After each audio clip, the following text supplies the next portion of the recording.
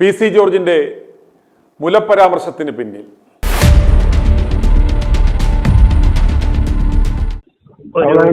തുണിയില്ലാതെ യാത്ര കാരുണ്യ സന്ദേശ യാത്ര എന്നൊരു പരിപാടി നടത്തുന്നത്.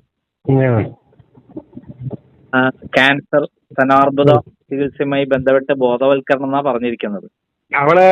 അവിടെ ക്യാൻസർ വന്ന അവിടെ മുല കീറിപ്പോയതാണ്. അതറിയത്തില്ലേ? അവിടെ ഒരു മുല റിമൂവ് ചെയ്തതാ. ക്യാൻസർ ആയിരുന്നു നമുക്ക്. അതുകൊണ്ടായിരിക്കും അതുകൊണ്ട് ഇറങ്ങിയിരിക്കുന്നത്. ആർക്കറിയാം?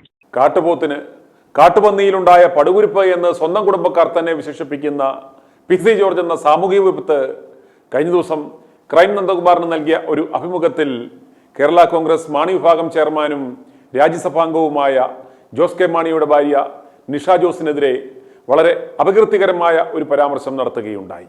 ഇക്കഴിഞ്ഞ ലോക ക്യാൻസർ ദിനത്തിൽ സ്തനാർബുദ സാധ്യത തുടക്കത്തിലേ കണ്ടെത്തി ചികിത്സിക്കണമെന്ന സന്ദേശവുമായി ക്യാൻസർ അതിജീവിത കൂടിയായ നിഷ ജോസ് രാജ്യത്തുടനീളം നടത്തുന്ന കാരുണ്യ സന്ദേശ യാത്രയ്ക്ക് തുടക്കം കുറിച്ചെന്ന ആ കാര്യം നന്ദകുമാർ പരാമർശിച്ചപ്പോഴായിരുന്നു പൂഞ്ഞാർ കേശവൻ ഇത്തരമൊരു പരാമർശം നടത്തിയത്. നമ്മുടെ ജോസ് കെ മാണിയുടെ ഭാര്യ തുണിയില്ലാതെ യാത്ര കാരുണ്യ സന്ദേശ യാത്ര എന്നൊരു പരിപാടി നടത്തുന്നത്.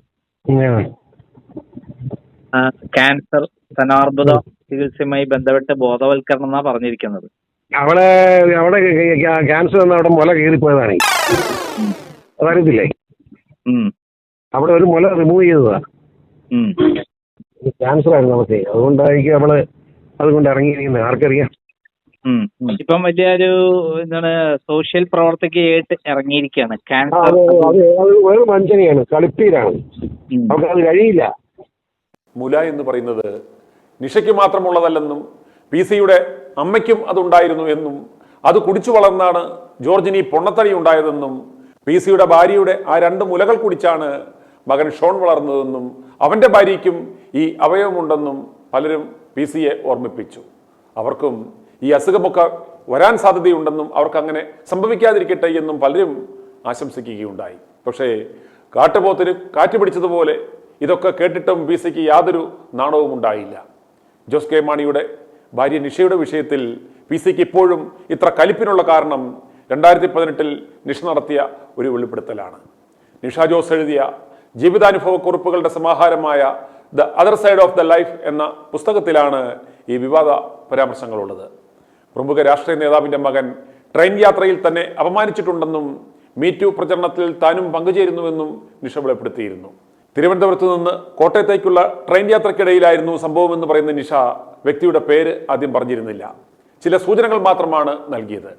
തിരുവനന്തപുരം റെയിൽവേ സ്റ്റേഷനിൽ രാത്രി വൈകി തനിയെ കോട്ടയത്തേക്ക് ട്രെയിൻ കയറുവാൻ എത്തിയപ്പോഴാണ് അയാളെ കണ്ടത്.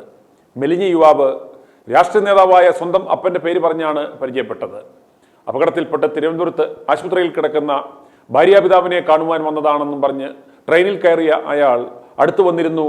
സംസാരം തുടർന്നു. സംഗി കേട്ടപ്പോൾ TTRനോട് പരാതിപ്പെട്ടു. TTR നിസ്സഹായനായി കൈമലർത്തി. യുവാവും അയാളുടെ അച്ഛനെ പോലെയാണെങ്കിൽ ഇടപെടുവാൻ എനിക്ക് പേടിയാണ് എന്നായിരുന്നു TTRന്റെ മറുപടി. നിങ്ങൾ ഒരേ രാഷ്ട്രീയ മുന്നണിയിൽ ഉൾപ്പെട്ടവരായതിനാൽ ഒടുവിൽ എൻ്റെ തലയിൽ വീഴും. ഇങ്ങനെ പറഞ്ഞ് TTR ഒഴിവായി. തിരികെ സീറ്റിലെത്തിയിട്ടും സഹയാത്രികൻ ശല്യപ്പെടുത്തൽ തുടർന്നു. 3-4 തവണ അനാവശ്യമായി തൻ്റെ കാൽപാദത്തിൽ സ്പർശിച്ചു. അതോടെ അടുത്തുനിന്ന് പോകുവാൻ അയാളോട് കർശനമായി പറഞ്ഞുവെന്നും വീട്ടിൽ എത്തിയ ശേഷം ഇക്കാര്യം ഭർത്താവ് ജോസ് കെ മാണിയെ അറിയിച്ചെന്നും പുസ്തകത്തിൽ പറയുന്നു. മാണിയുടെ മരുമകൾ ചുളുവിൽ പബ്ലിസിറ്റിക്ക് വേണ്ടി ഇതും ഇതിലപ്പുറവും പറയുമെന്നായിരുന്നു പി.സി. ജോർജിന്റെ അന്നത്തെ പ്രതികരണം. പാലായിൽ നിഷയ്ക്ക് മത്സരിക്കുവാൻ പദ്ധതിയുണ്ടെന്നും ജോർജ് അന്ന് ആരോപിച്ചിരുന്നു. ഈ സംഭവം വിവാദമായതോടെ ഷോണിന് പുറത്തിറങ്ങുവാൻ വയ്യാത്ത സാഹചര്യവും ഉണ്ടായിരുന്നു. ആ പക അടങ്ങാതെ കിടക്കുമ്പോഴാണ് നിഷ വീണ്ടും പൊതുരംഗത്തേക്ക് കടന്നു വരുന്നത് പി.സിയുടെ ശ്രദ്ധയിൽ പെടുന്നത്. വരുന്ന തെരഞ്ഞെടുപ്പിൽ മത്സരിക്കുവാനുള്ള സാധ്യതയും മണക്കുന്നു.